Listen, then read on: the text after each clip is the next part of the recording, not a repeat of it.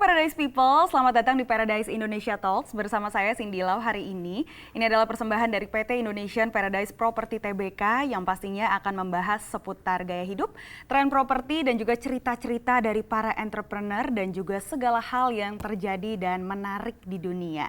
Pastinya ini akan dikemas dalam obrolan yang ringan namun bermakna bersama tokoh-tokoh inspiratif yang akan hadir sebagai bintang tamu di acara ini. Dan di Paradise Indonesia Talks kami mengajak Anda untuk mulai menciptakan our own paradise on earth. Yap, sebelum kita ngobrol-ngobrol lebih jauh, seperti yang sudah saya sampaikan tadi, saya tidak akan sendiri ya hari ini. Kita akan memperkenalkan dulu nih, sosok figur inspiratif yang sudah berada di sebelah saya adalah Bapak Regen Halim, selaku Chief Project Marketing dari PT Indonesian Paradise Property Tbk. Pak Regen, selamat siang. Siang, halo Cindy. Pak, luar biasa Kabar. sekali. Terima kasih ya Pak sudah mau meluangkan waktunya. Ini kita akan ngobrol-ngobrol juga sama Paradise People. Mungkin banyak yang millennials juga Pak pengen tahu tentang properti dan lain-lain. Nah, saya dengar soalnya Bapak tuh udah lama banget ya Pak malang melintang di dunia properti. Kalau boleh tahu berapa tahun Pak? Saya di dunia properti sekitar 16 tahun. 16 tahun. Saya mulai bekerja awalnya sebagai marketing sales. Saat itu saya masih skripsi bab 3. Oh gitu, udah kerja Pak? Sudah kerja. Luar Kebetulan biasa. saat itu ada developer nasional yang membuka lowongan. Jadi saya melamar dan diterima. Oke. Jadi saat itu langsung mulai kerja. Jadi beneran dari kuliah langsung di dunia properti sampai sekarang Sampai masih sekarang. betah ya Pak? Betul. Luar biasa Pak. Nah kalau yang saya dengar nih soalnya menarik banget, Bapak sebenarnya kuliahnya tuh bukan di bidang ini ya Pak? Kuliahnya di bidang Commerce Accounting. Kok tiba-tiba bisa tertarik ke dunia properti dari dulu pengen bangun rumah apa gimana Pak? Ya, selain punya passion di bidang marketing sales, saya kebetulan saat itu mulai kerja, saya mendapat seorang atasan Oke. dan juga sebagai mentor saya ya. Oke. Jadi yang mentor yang begitu luar biasa, terbaik di bidangnya pada saat itu. Saat itu saya juga mendapat didikan yang cukup keras. Jadi ada istilah mungkin Cindy, Iya. kepintaran tidak dapat mengalahkan pengalaman. Luar biasa. Jadi Kepintaran tidak dapat mengalahkan pengalaman ya Pak? Ya, jadi artinya itu adalah selama saya baru bekerja, belum punya pengalaman, jadi saya otomatis harus kerja lebih keras dibanding orang lain untuk mencari pengalaman. Betul. Jadi misalkan pada saat itu rekan-rekan kantor pulang jam 5 sore, saya bisa duduk di kantor sampai jam 8 malam follow up customer. Oke. Saya setiap hari konsisten follow up customer 30 sampai 40 orang per hari. Pada saat itu di bidang sales marketing itu tadi Betul. ya Pak ya. Wah, susah memang jadi marketing dan harus lebih lama stay di kantor untuk itu dia tadi mencari pengalaman Mencari ya pengalaman, Pak. betul. Terus Pak yang menarik apalagi tuh Pak? Jadi dari hal tersebut ya akhirnya kita mendapat pengalaman itu untuk sekarang berikutnya adalah untuk mencari prestasi. Luar biasa. Jadi dengan adanya prestasi maka hal yang lain akan mengikuti semuanya. Oke, itu dia. Yang penting kuncinya tuh berarti yakin, konsisten, tekun juga ya Pak. Betul. Salah satunya waktu itu dari kuliah, belum lulus bahkan sudah langsung berani mencari pengalaman juga. Luar biasa Bapak. Nah selama 16 tahun pengalaman ya Pak Regen pasti sudah merasakan banyak pahit manisnya Pak ya. Pengalaman bekerja di dunia properti gitu. Mungkin buat teman-teman yang pengen juga terjun ke dalam dunia ini Pak, boleh diceritain gitu suka dukanya. Atau nggak mungkin pengalaman-pengalaman yang paling gak bisa dilupain selama ini, silahkan loh Pak. Ya, saya ada satu pengalaman yang saat mulai kerja sebagai seorang sales yang tidak bisa dilupakan. Pernah satu kali saya roadshow ke kota Medan. Yes. Bersama 2 orang bersama dengan direktur saya dan juga sekaligus mentor saya, di mana pada saat itu kita pergi roadshow 3 hari, Jumat, Sabtu, Minggu untuk mencari penjualan. Oke. Jadi rencana baliknya itu adalah hari Senin. Hari Senin. Nah pada saat Jumat, Sabtu, Minggu ini ternyata kita tidak berhasil mendapat penjualan, Oke. tidak berhasil closing. Hari Senin pada saat mau pulang tiba-tiba direksi saya ngomong ke saya adalah, kamu belum boleh pulang dulu. Waduh. Kamu harus stay dulu di sini, kamu harus cari jualan dulu baru boleh pulang. Oke. Jadi pada saat itu saya akhirnya tidak diperbolehkan pulang. Saya keliling kota Medan sendirian, tidak Sendirian, ada kenalan Pak? customer, ya, Oke. yang benar-benar bisa membeli unit. Jadi boleh dibilang ya kita keliling cari, yaitu kalau kena air hujan campur air mata udah jadi satu, udah nggak bisa pisah lagi. Sedih Jadi, banget gitu ya Pak waktu itu rasanya ya. Iya, jadi boleh dibilang ya, tapi doa seorang sales yang butuh penjualan dan juga kerja keras gak pernah mengkhianati hasil. Akhirnya di hari keempat saya berhasil ketemu satu customer yang membeli 3 unit. Sekaligus tuh Pak. 3 unit apartemen. Jadi hari keempat akhirnya bisa balik ke Jakarta. Akhirnya. Kalau misalkan saya tidak berhasil mencari penjualan, mungkin saya masih bagi flyer di Medan, nggak ketemu Cindy. Jadi ya itu satu hal yang saya tidak bisa lupa, bahwa tapi memang kadang-kadang manusia kalau di push sampai ke batasnya, kita akan semakin mengembang. Kita akan semakin berkembang, talent kita akan keluar sih. Percaya tuh ya Pak, tuh di hari keempat. Siapa tahu buat teman-teman yang mungkin udah coba hari pertama, hari kedua, hari ketiga gagal, hari keempat kan bisa jadi kan, seperti Pak Regen contohnya. Itu salah satu pengalaman mungkin di antara banyak sekali yang nggak bisa dilupain ya Pak. Nah kalau suka dukanya sendiri Pak, menariknya apa, terus kurang enaknya di mana? Karena setiap profesi itu pasti akan ada plus minusnya tuh Pak. Oke. Jadi bisa dibilang yang paling pasti adalah sebagai seorang sales, urat malunya pasti udah harus putus. Oh gitu. Jadi kita tidak bisa malu karena toh yang kita jual adalah properti. Yes. Pernah satu kali saya bagi flyer di pos Satpam sebuah perumahan di Kota Medan. Pada saat itu ada mobil yang masuk, kita mau bagi flyer. Pada saat yang buka kaca adalah teman sekolah kita. Oh gitu. Jadi pada saat itu mungkin bagi orang lain akan merasa malu, tapi kalau bagi saya adalah tidak, karena kita memang profesinya adalah seorang marketing properti, ya kita tetap menjalankan tugas kita. Baik. Jadi akhirnya juga semua usaha kita pasti akan berhasil di kemudian hari.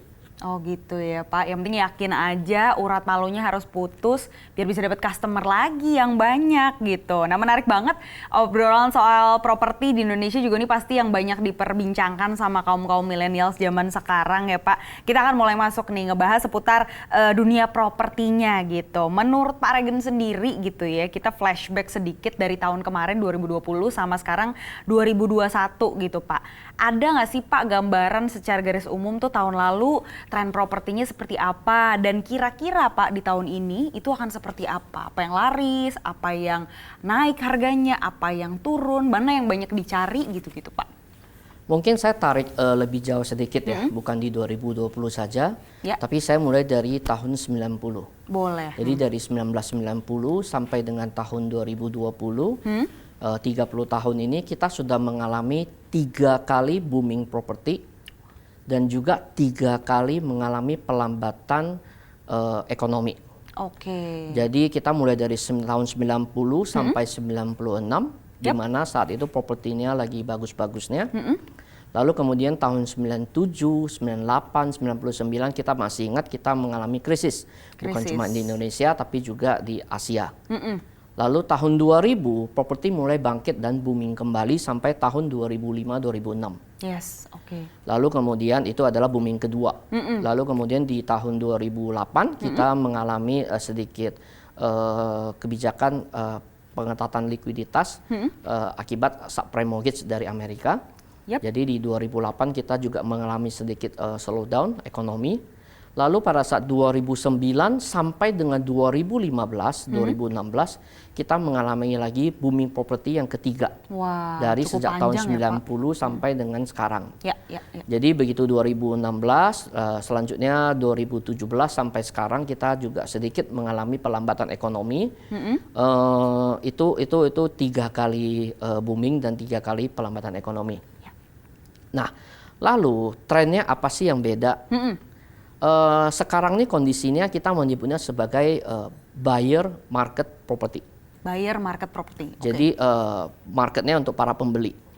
Jadi sebenarnya kalau dulu pada saat lagi booming property tahun 2010 sampai 2015, maka developer meluncurkan barang apapun dengan promo yang begitu minim pun pasti dibeli.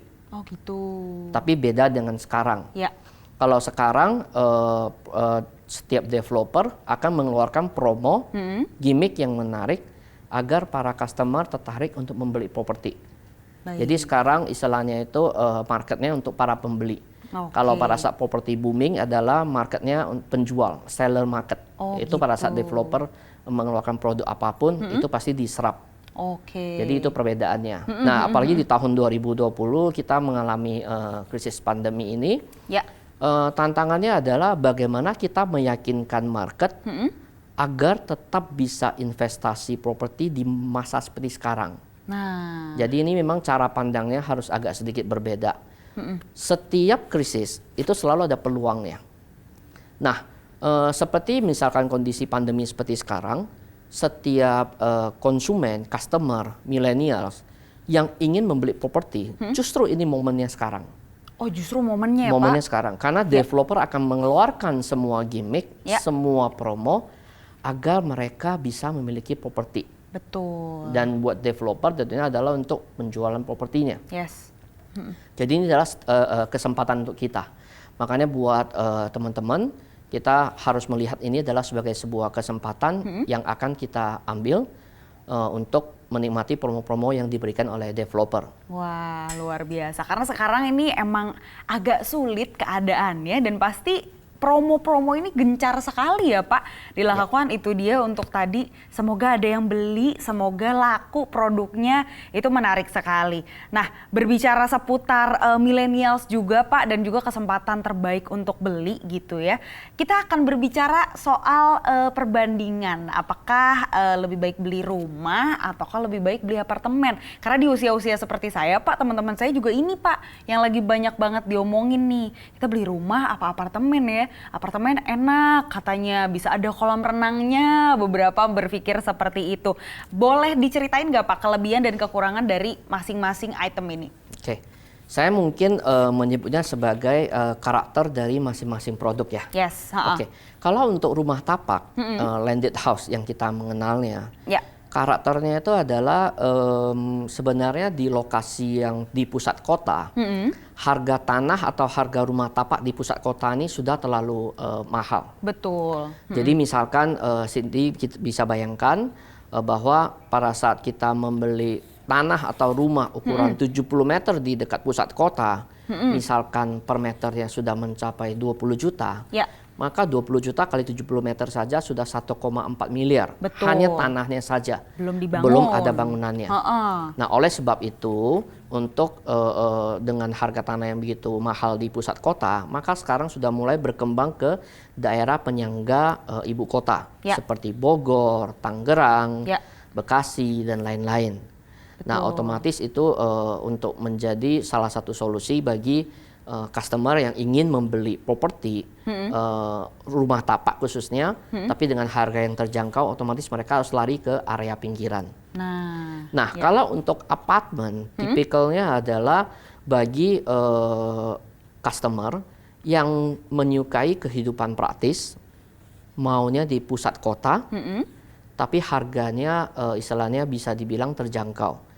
Nah, ini apartemen solusinya untuk sebagai harga yang sudah mahal di pusat kota.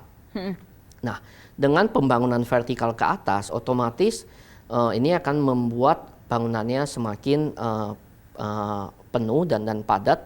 Itu membuat harga semakin terjangkau. Jadi tipikalnya memang agak sedikit berbeda untuk rumah tapak dan apartemen. Jadi kuncinya adalah kalau apartemen itu harus dibangun di pusat kota, di pusat bisnis, dekat dengan perkantoran kita. Makanya ada satu istilah bahwa jangan beli apartemen di pinggiran kota, tengah sawah. Di tengah sawah. Kenapa?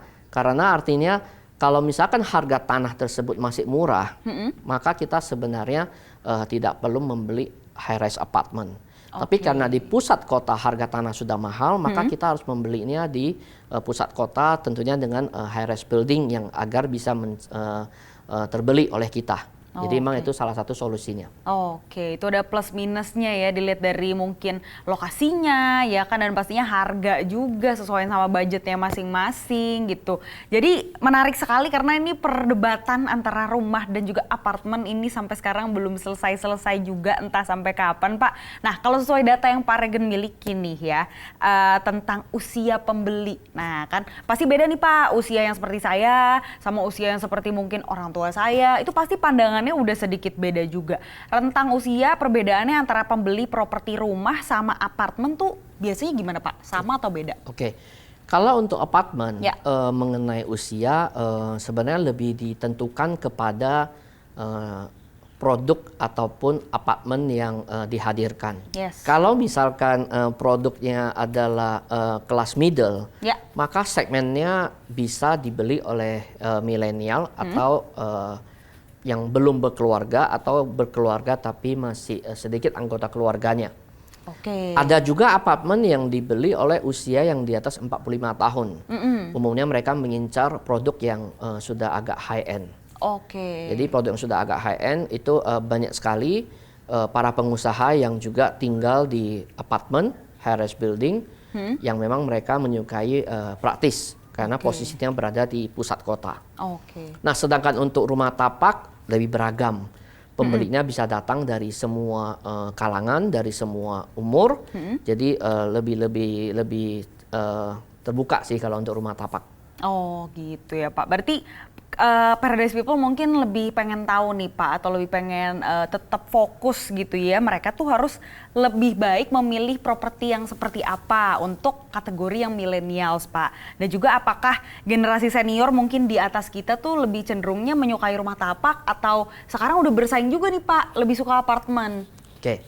Jadi saya banyak sekali teman-teman atau customer, Ya.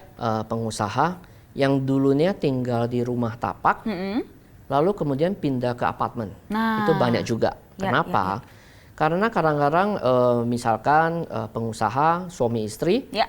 anaknya sudah berkeluarga, sudah memiliki rumah sendiri, Benar. tinggal terpisah. Ya. Ataupun misalkan anak-anaknya pindah ke luar negeri, tinggal sehingga tinggal suami istri Berdua aja gitu ya. karena mengurus rumah yang besar agak repot, Ya. maka mereka mencari yang lebih praktis, lebih gampang diurus. Betul. Kadang-kadang mereka pindah ke apartemen. Nah, Pilihannya saya banyak jatuh sekali ke customer yang apartemen seperti ya. itu. Ya. Dan ada juga customer yang milenial, Iya. sekarang sudah mulai banyak produk rumah yang ukurannya kecil dibuat 2 lantai. Wah. Nah, itu juga merupakan salah satu segmen yang diincar oleh para milenial. Yap. Jadi saya pikir sekarang dengan semakin kreatifnya produk-produk yang dikeluarkan, itu semuanya tidak lain adalah untuk menjangkau para pembeli bisa memiliki properti. Oke, berarti tidak ada kategori khusus ya, misalnya millennials pasti ke apartemen, belum tentu juga gitu ya, dan belum tentu juga mungkin generasi yang senior akan selalu di rumah. Bisa trennya nih berganti sesuai dengan produk yang dihadirkan, dan juga pasti harganya dan juga tren zaman sekarang, itu dia tadi yang selalu berubah. Nah, kalau untuk milenial sendiri Pak yang tertarik pengen cari rumah atau cari apartemen gitu ya, ada tipsnya nggak sih Pak, kayak style-style seperti apa, atau mungkin dari ukurannya, atau kita ngomongin harganya dulu yang oke, biasanya tuh kita mulai cari dari mana Pak? Oke, jadi sebenarnya membeli properti itu pada prinsipnya kita harus tahu dulu needs-nya atau kebutuhan kita pribadi itu apa. Kebutuhan pribadi ya. Kalau misalkan anak muda yang pengen punya properti tapi dekat ke tempat kerja, mungkin mereka bisa memilih apartemen yang dekat di pusat kota ataupun yang dekat ke tempat kantor kerja. Tapi bisa juga ada customer atau para pembeli yang ingin punya space lebih.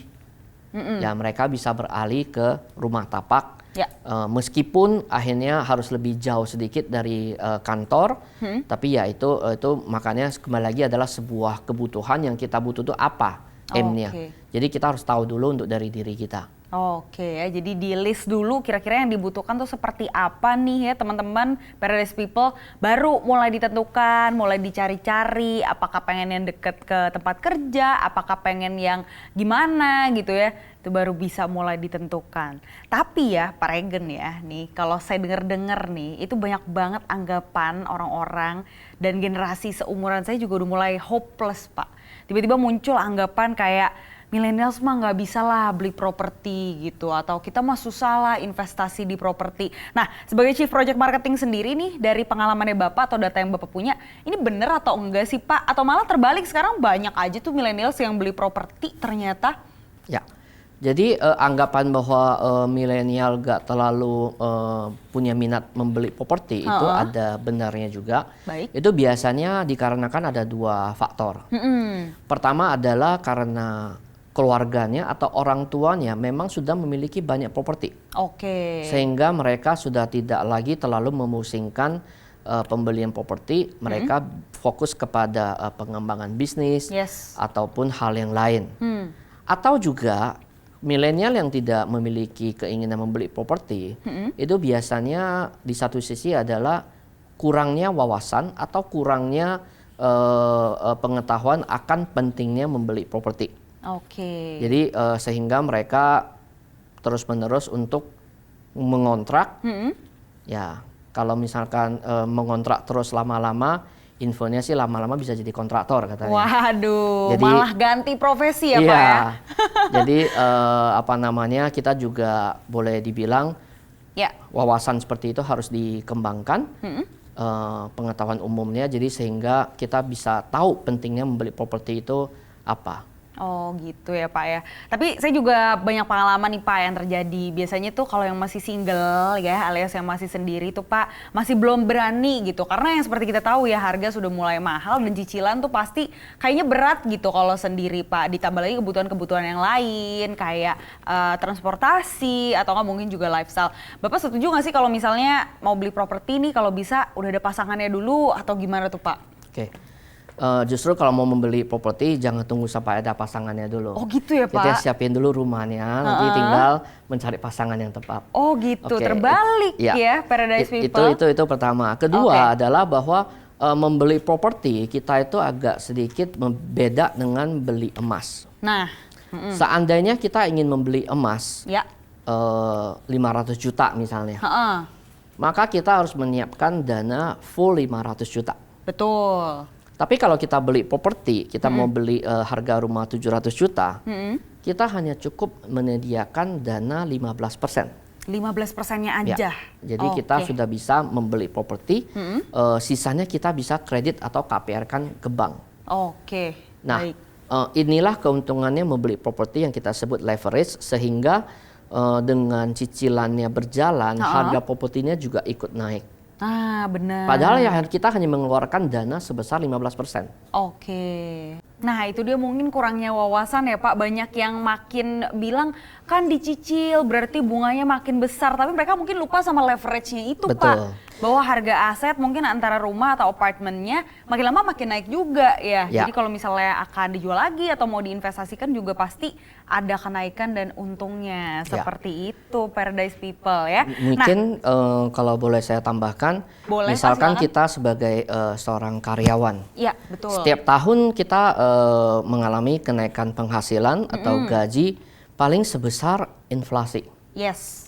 Di mana inflasi tiap tahun berkisar 3% sampai 4% saat ini.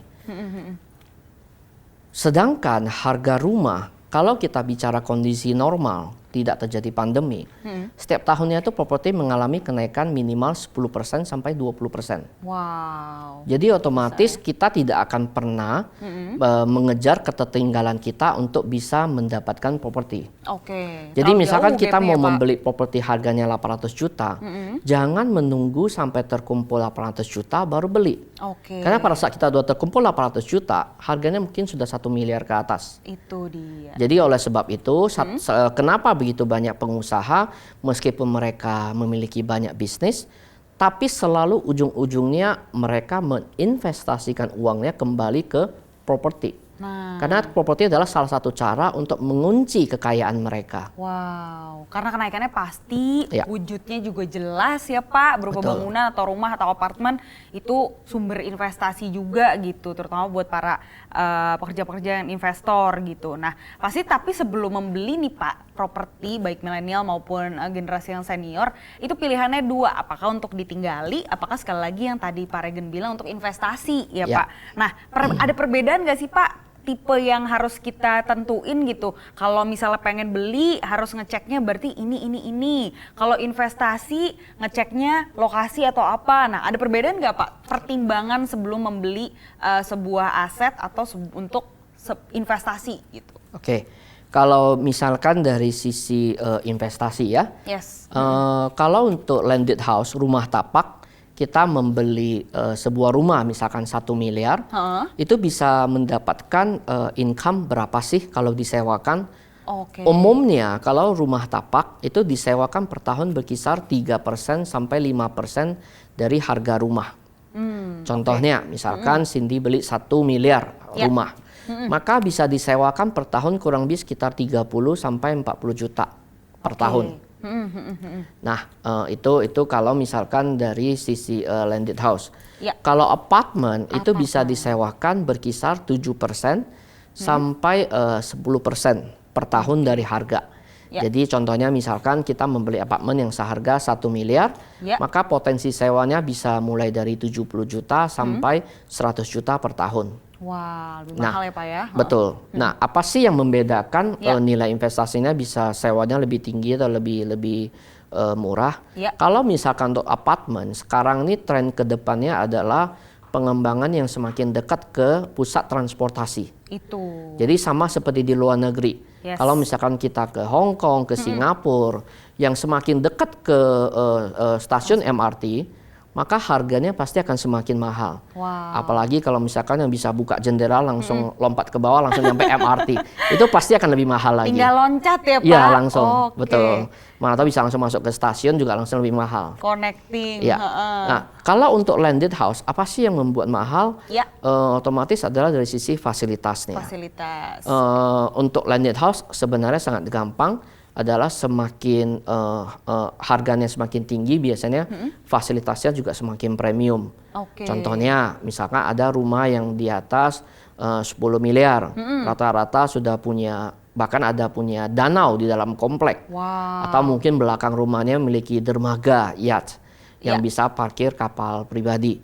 Jadi tidak bisa bohong bahwa untuk rumah tapak semakin premium harganya, fasilitasnya pasti semakin bagus. Ya. Sedangkan untuk apartemen, fasilitas tuh paling standar, minimal Oke. udah pasti punya kolam renang dan juga gym fitness.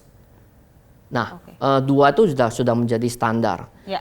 Nah, seandainya ada fasilitas tambahan seperti garden dan lain-lain, nah itu poin plus. Tapi memang kalau apartemen, dua item tersebut udah merupakan fasilitas paling minimal. Oke, itu mungkin dari fasilitasnya, dari jarak itu bener banget sih ya.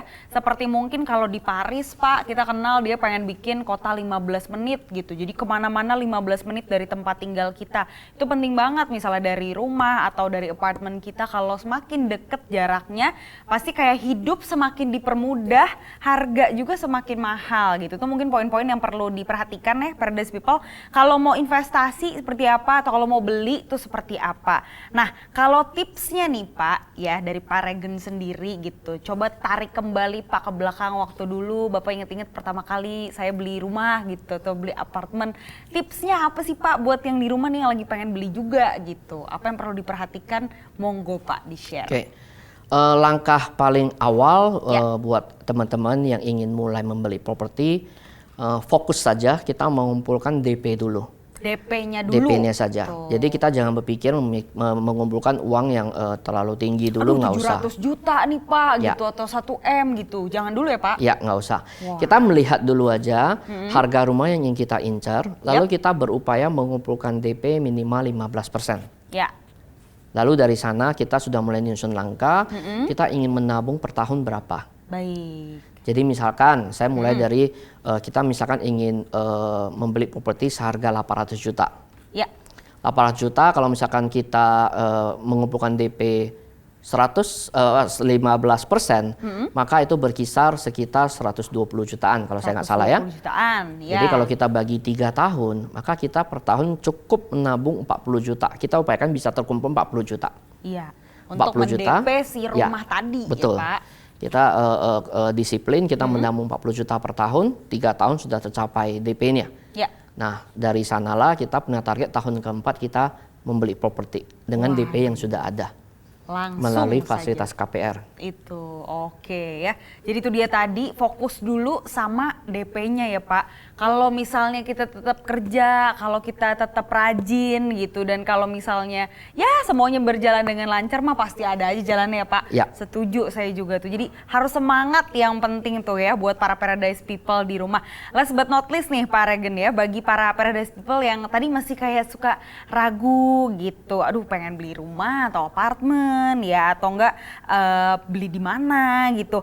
Ada alasan nggak sih Pak, selain harga terus menaik ya Pak, selain waktunya tuh kita dikejar-kejar juga sama kenaikan harga properti, alasan apa Pak agar nih harus tidak menunda alias harus yakin untuk ayo beli rumah atau beli apartemen, beli properti sekarang juga?